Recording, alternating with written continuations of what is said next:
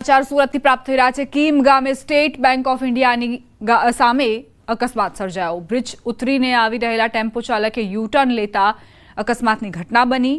સામેથી આવી રહેલા બાઇક સવાર બાળક સહિત દંપતી ટેમ્પો સાથે અથડાયા। બાઇક પર સવાર ત્રણેય લોકો રોડ પર પટકાયા। જોકે સદનસીબે કોઈ જાનહાનિ નથી થઈ।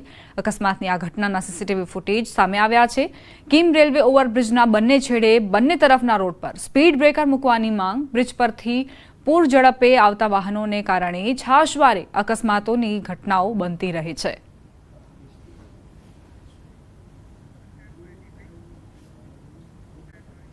કાંઠે સિંગાપોરના ધ્વજવાળા જહાજમાં વિસ્ફોટ। મુંબઈ આવી રહેલા માલવાહક જહાજમાં આગ લાગી।